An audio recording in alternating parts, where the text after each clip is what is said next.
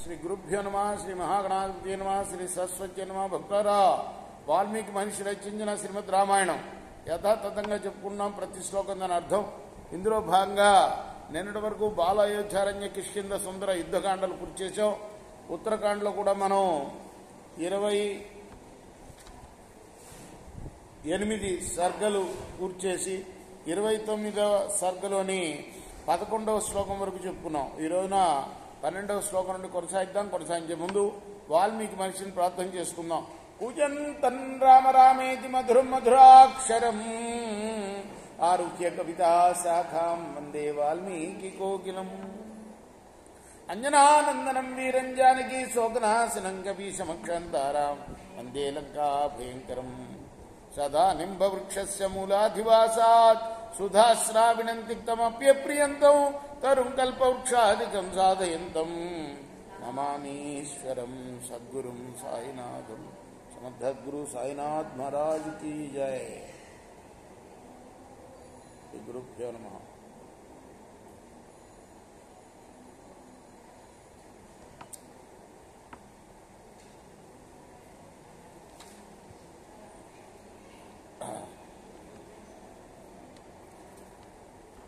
ఎక్కడున్నాం మనం? రామాయణంలో దేవదానవ యుద్ధం జరుగుతుంది. రావణుడు ఆదేశించాడు, నన్ను యుద్ధరంగం నుండి ఎటువంటి పరిస్థితుల్లోనూ బయటికి తీసుకెళ్ళకూడదు. ఎవరిని? సారథిని.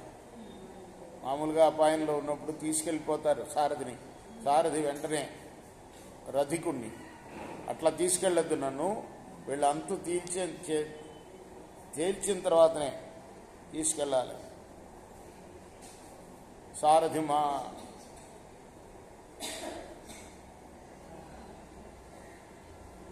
సారథి రావణుడి యొక్క మాటల్ని అక్షరాల పాటించాడు. తస్య తం నిశ్చయం జ్ఞాత్వా శక్రో దేవేశ్వరస్తదా రథస్థః సమరస్థస్తాంతేవాన్ వాక్యమదాబ్రవీ. దేవేంద్రుడు రావణుడి యొక్క నిశ్చయాన్ని తెలుసుకున్నాడు. దేవతలతో అన్నాడు, దేవా శృణుతమద్వాక్యం యత్తావన్ మమ రోచతే జీవన్నేవ దశగ్రీవ సాధురక్షో నిగృహ్యతాం. దేవతలారా,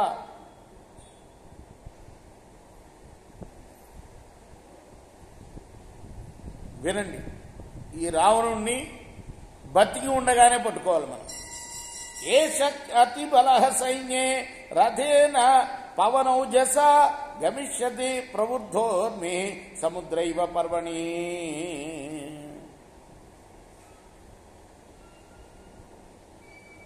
వీడు ఇప్పుడు వాయువేగం వంటి వేగం గల రథంతో మన సైన్య మధ్య నుంచి వెళ్ళబోతున్నాడు.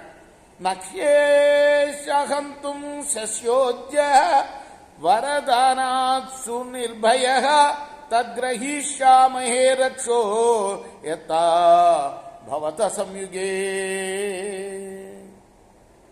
వీడికి వరదానం ఉంది కాబట్టి వీడిని చంపడం శక్యం కాదు. అంచేత వీడిని బంధిద్దాం మనం. కాబట్టి మీరందరూ కూడా ప్రయత్నపూర్వకంగా సిద్ధంగా ఉండండి, వీడిని పట్టుకుంటాను. యథా బలౌ నిరుద్ధేజ త్రైలోక్యం బుజ్యతే మయా ఏవమేతస్య పావస్య నిరోధో మమ రోచతే.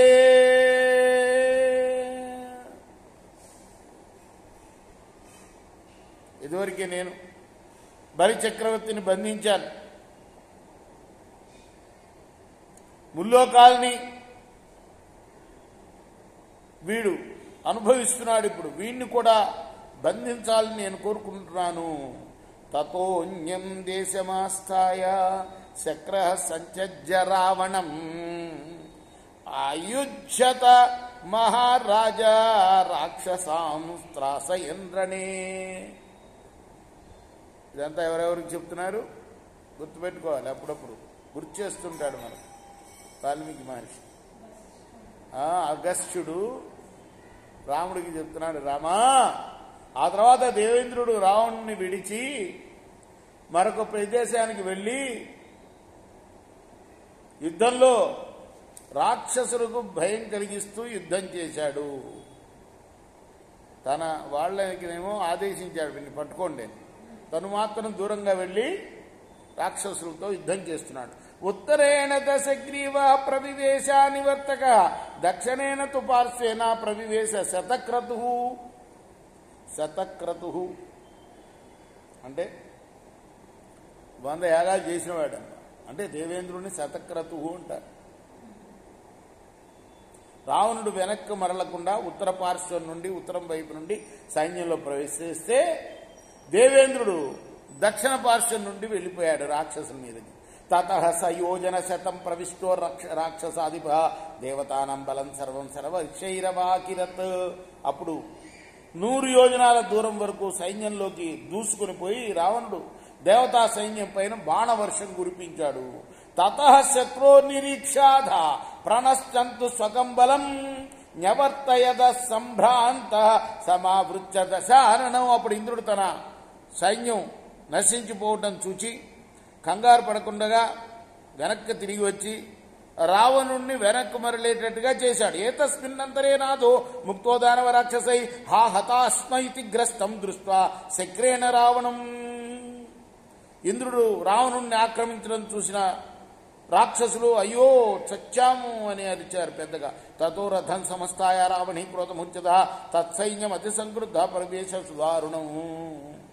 అప్పుడు కోపావేశంతో మేఘనాథుడు రథం ఎక్కాడు, బాగా కోపించి ఉన్నాడు. భయంకరమైన దేవతా సైన్యంలో ప్రవేశించాడు. తాం ప్రవిశ్య మహామాయా ప్రాప్తాం పశుపదేపురా ప్రవేశ సుసంబద్ధ తత్సైన్యం సమభిద్రవత. అతడు పూర్వం శివుని నుండి లభించిన మాయను అవలంబించి శీఘ్రంగా సైన్యంలో ప్రవేశించాడు. ఆ సైన్యం పారిపోయింది. సర్వా దేవతా త్యక్త్వా శక్రమేవ్యభ్యతాయత ధావత మహేంద్రస్య మహాతేజ నాపశ్యచ సుతన్రిపో. అప్పుడు దేవతలందరినీ విడిచి ఇంద్రుడి మీదకే పరిగెత్తాడు. కానీ మహాతేజస్య లేని ఇంద్రునకు అతను కనపడలేదు.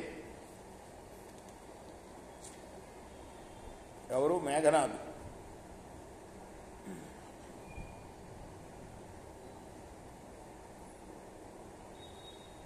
విముక్త కవచస్తత్ర వధ్యమానోపి రావణి త్రిదశై సుమహావీరై నచకార చకించన. కవచం జారిపోయింది, మేఘనాథుడు కవచం.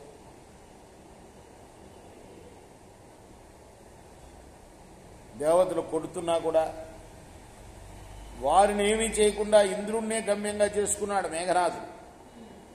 స మాతలిం సమాయంతం తాడయుక్త సరోత్తమై మహేంద్రం సర్వర్షేనా భూయేభ్యవాకిలత్. మాతల మీద బాణాలు ప్రయోగించి దేవేంద్రుడి మీద సర్వర్షం కురిపించాడు మేఘరాడు. తతశ్చక్వారథం శత్రో విససజ్జ సారథిం ఐరావతం సమారుహ్య మృయామాస రావణి.